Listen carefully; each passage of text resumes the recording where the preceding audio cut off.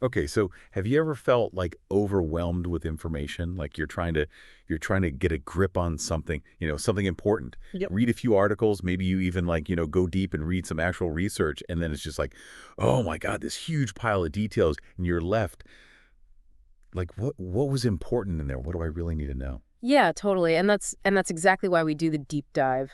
We dig through it all and bring you the good stuff, the key insights and those little like nuggets that surprise you, and we try to connect it all back to you. Yeah, exactly. And today, we are diving into something that is super fundamental to how we learn and how we connect with other people. We're looking at the power of arguing through dialogue, especially in like educational settings, I classrooms. love it. Yeah, so we've got a really cool source to work with today. We've got excerpts from a research review paper. It's called Learning to Argue Through Dialogue, a review of instructional approaches. So we're doing a deep dive into research on how to like go deep. It's very meta. Very meta. I like it. Yeah, so our mission today is to like go through this and see what it says about the different ways that educators are trying to teach argumentation through dialogue, and figure out what are the core principles there, what are the main lessons we can learn, not just for teachers and students, but for anybody who wants to, communicate better, learn more effectively.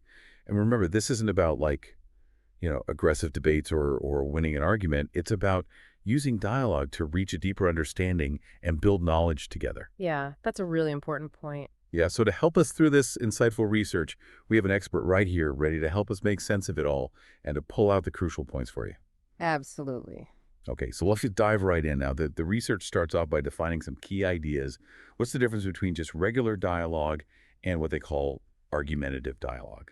Yeah, so the difference boils down to this core tension that happens in dialogue, right? And when we think about just dialogue in general, it's people taking turns, sharing their thoughts and really trying to understand each other's perspective. The researchers talk about this as like this balance between this striving for shared understanding, which they call intersubjectivity, Hmm. and holding on to your own unique perspective, right? And they call that alterity. So it's this tension, and it's a productive tension. So it's like, yeah, it's like trying to find that common ground, but also, not losing your own individual perspective in the process. Yeah, and in a typical classroom, this ideal doesn't always pan out, right? You might see, the teacher dominating the conversation, or students just agreeing or disagreeing without like really deeply engaging with each other's ideas. Yeah, for sure. I've been in those kinds of discussions. Yeah, and so argumentative dialogue, the way the research defines it, works with that tension. It's about uh, finding that sweet spot between putting forward your own ideas, your claims, uh, backing them up with evidence, and critically looking at other people's ideas too, right? And it's not just about sticking to your guns, but also being open to what others are saying, and Hmm. maybe even having your views changed. The main aim of argumentative dialogue is to really clear up any doubts or uncertainties through this really constructive back and forth. So you're using argumentation as a tool for understanding and building knowledge together. Okay. Yeah, that makes a lot of sense. So it's that combination of sharing your own perspective, but also being willing to have a challenge and maybe even change by interacting with other people and their ideas. Exactly. Okay, so why is this whole concept of argumentative dialogue so important? What are the real benefits like for us? Yeah, so there are so many. The research, looks at a bunch of benefits, like, in terms of our social skills, our thinking abilities, and even how we understand knowledge itself so socially when we engage in this kind of dialogue, especially when there's like diverse viewpoints in the mix. It pushes us to really think through our arguments more carefully than if we were just thinking on our own. And it can even lead to what they call like anti-logos, which is like being able to see the weaknesses in your own ideas. Oh, interesting. So it's almost like being your own devil's advocate. Right, exactly. And then cognitively, the very act of building an argument, supporting it with evidence, thinking about counter arguments and Yeah. forming responses really exercises those higher level thinking muscles in today's world where Huh. we're constantly like bombarded with information. Being able to, identify, evaluate, and synthesize information is key. And argumentative dialogue directly helps us develop that. Yeah, for sure. Okay, and what about epistemologically? That's a bit of a mouthful. It is, but it raises a really important question, like how do we actually know what we know and what makes that knowledge trustworthy? So argumentative dialogue as this like social way of reasoning, Mm. it helps us to kind of clarify our understanding of what a good argument looks like, and by putting our thoughts out there, and having them scrutinized It allows us to reflect on whether, our claims and our evidence are actually solid, and that can lead to new understandings about knowledge itself and how we construct it. Right. So it's not just about winning arguments, it's about becoming sharper thinkers and communicators. Exactly. Yeah, okay. So the research that we're looking at today looks at different instructional approaches that educators use to encourage this kind of dialogue. And they use this MEDAL framework. What is that all about? Yeah, so the MEDAL framework is essentially this tool that researchers use to kind of analyze all these different existing studies on this topic.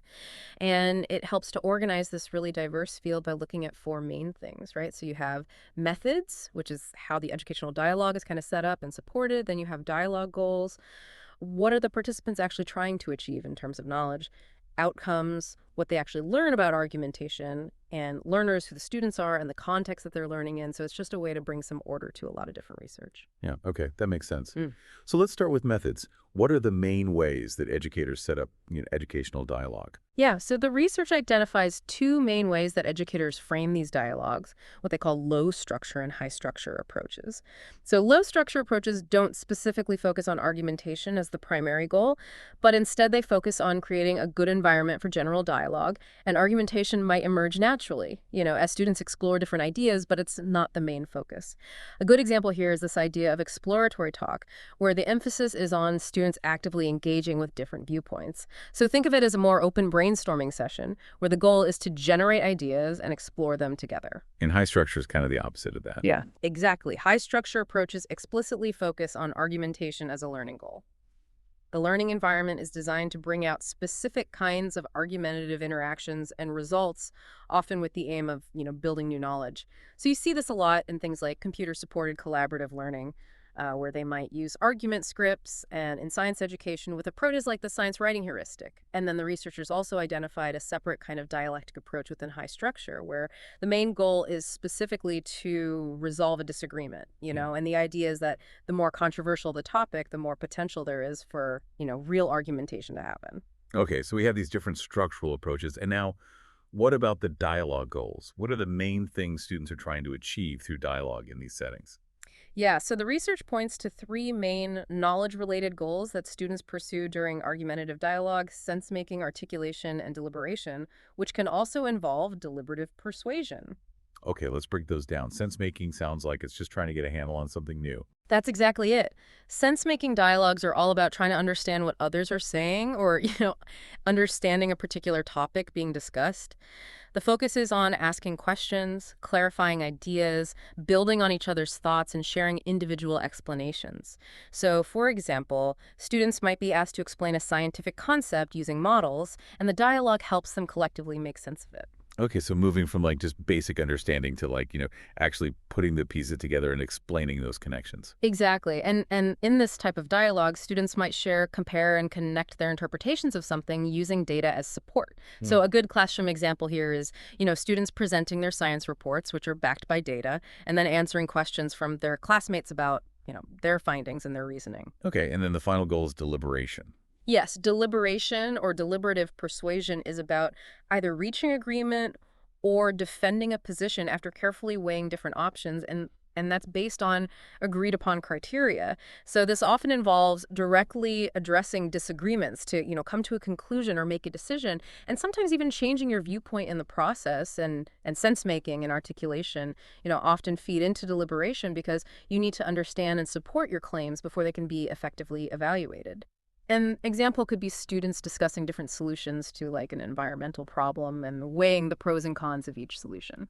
Yeah, okay. These goals all seem to kind of build on each other, Mhm. starting with basic understanding and moving towards, more complex evaluation and decision making. Okay, now the third part of the MEDAL framework is outcomes. Mhm. What are the actual learning gains when it comes to argumentation? So the research looks at outcomes from two angles, what they call argument as product and argument as process.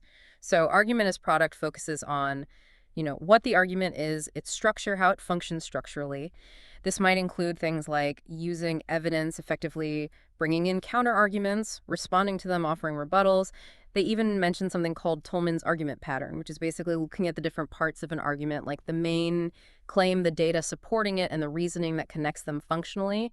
It's about the specific things people do in a dialogue to bring out, work with, or change the reasoning. So like the tangible elements of like a well-formed argument. Exactly. What about argument as process? So this perspective shifts the focus to the actual act of arguing with others.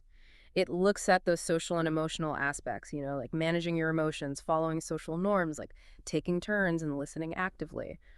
The researchers also emphasize this idea of meta dialogue, which is like stepping back and reflecting on the argument itself, agreeing on goals and even setting ground rules for the discussion.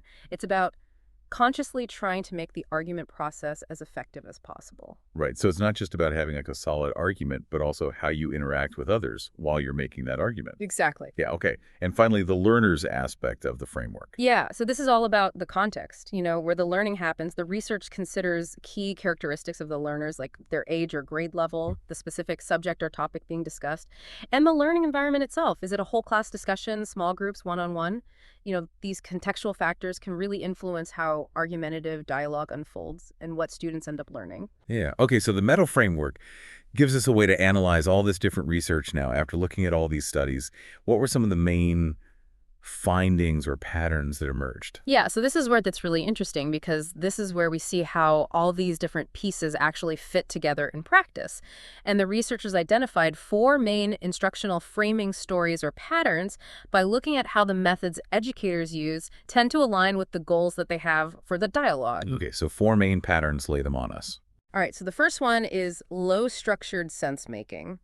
This pattern usually involves the whole class in a student-led discussion with the main goal of building ideas together. The quality of the argument is often seen in how students participate, things like, offering reasons that others can understand and agree with, or what they call interthinking, where students' ideas kind of build on each other in a visible way. When they do look at the structure of arguments, it's often focused on the explanations or justifications students offer, those social emotional lists.